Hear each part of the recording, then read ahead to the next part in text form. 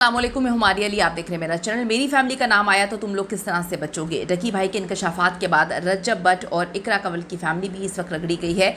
जब डकी जुए की प्रमोशन दिलवा रहा था, करोड़ों रुपए ये लोग कमा रहे थे, तो इन्होंने अपने ब्लैक मनी को वाइट करने के लिए मुख्तलिफ जगह पर प्रोजेक्ट्स शुरू किए, रेस्टोरेंट्स बनाए और इन्वेस्टमेंट की, घर खरीदे, प्रॉपर्टी खरीदी। अब एक दूसरे को जानते ही नहीं है। 2 नोटिस आने के बाद NCCIA की बड़ी कार्रवाई, मजीद यूट्यूबर्स के नाम भी इस वक्त जो है पहली बार सामने आना शुरू हो चुके हैं। रजब वापस नहीं आता तो उसके घर से किसको उठाने की तैयारियां मुकम्मल कर दी गई हैं। आज की वीडियो में इस पर बात करते हैं। रिक्वेस्ट है जी, चैनल को सब्सक्राइब करें, वीडियो को आखिर तक मुलाहिजा फरमाइएगा। ऑनलाइन फ्रॉड और जुआ एप्लीकेशंस के फ़रोग से जो मामलात बिगड़े हैं, उसमें सबसे पहले डकी जो है वो रगड़ा गया है। डकी, उसकी फैमिली, हर एक को कटहरे में लाके खड़ा कर दिया गया है। तो इन ऐप्स को फ़रोग देने के इल्ज़ामात पर टिकटॉकर इकरा कंवल, उनके शौहर अरीब को NCCIA ने तलब कर लिया है। तफसीलात के मुताबिक national cyber crime investigation agency ने ऑनलाइन जुए की ऐप्स और ये जो है फैलाने वाले, लोगों को तरगीब देने वाले यूट्यूबर्स और इन्फ्लुएंसर्स के ख़िलाफ़ तहकीकात तेज़ कर दी है।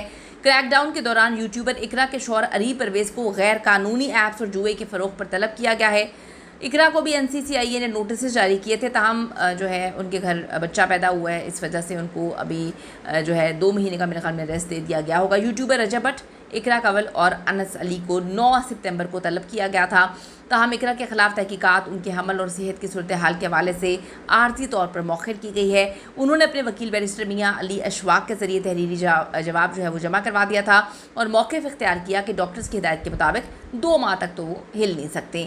तहकीकात में इंकशाफ हुआ कि पाकिस्तान में ऑनलाइन जुआ बढ़ने की एक बड़ी वजह सोशल मीडिया इन्फ्लुएंसर्स, यूट्यूबर्स हैं, जो नौजवानों को निशाना बनाकर इन ऐप्स की तशहीर कर रहे हैं और उनको इस तरह की गलत किस्म की एक्टिविटीज़ में इन्वॉल्व करें, उनका पैसा लगा रहे हैं। मारूफ यूट्यूबर जैसे सादुर रहमान उर्फ डकी, इस समेत कई बड़े नाम जो हैं इस दायरे कार में शामिल हैं। National cyber crime investigation agency Lahore zone ने यूट्यूबर रजब भट्ट, इकरा कंवल और इरब महमूद, हसनैन शाह और अनस अली को दूसरा नोटिस इस वक्त जारी किया है।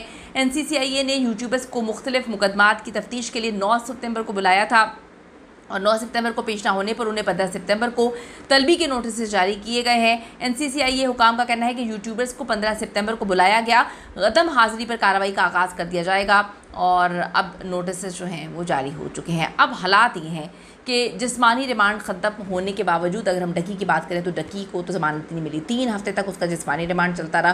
पाकिस्तान से बाहर फ़रार होने की कोशिश कर रहा था, वो पकड़ा गया। रजब भट्ट पहले ही पाकिस्तान से बाहर है, वो पाकिस्तान आ नहीं रहा, एक मुल्क को छोड़ के दूसरे मुल्क में जा रहा है।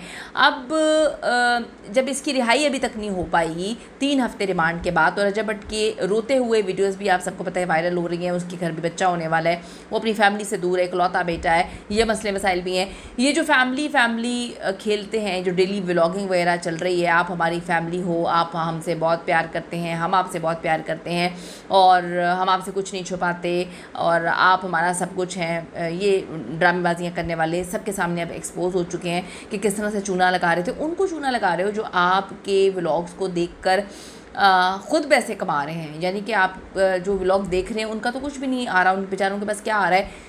अगर आप व्लॉग देखकर उनको जो है व्यूज़ मिल रहे हैं, वो पैसे कमा रहे हैं, वो उस पर भी खुश नहीं है, आप लोगों को जुए की एप्लीकेशंस पे लगा रहे हैं। ये इस वक्त सारा मामला है जो मुझे समझ आता है।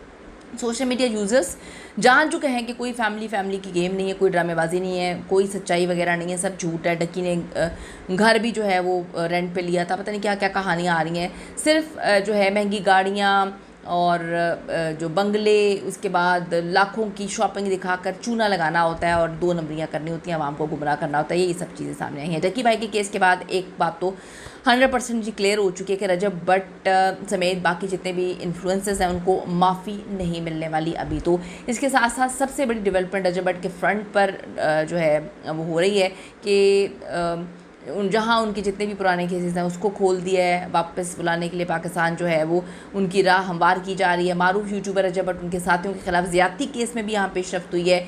रजब भट्ट और दीगर के खिलाफ मुबैना खातून पर ज़्यादती के केस में शरीक मुलज़िम सलमान हैदर की ज़मानत की दरख्वास्त पर समाअत हुई है। तो ये सलमान हैदर वही है जो रजब भट्ट के जो है बैरून मुल्क होने के बाद इसकी फ़ैमिली के साथ रहता है। सलमान हैदर को रजब भट्ट के वालिदैन और बहन के साथ व्लॉग्स वगैरह में देखा जा सकता है।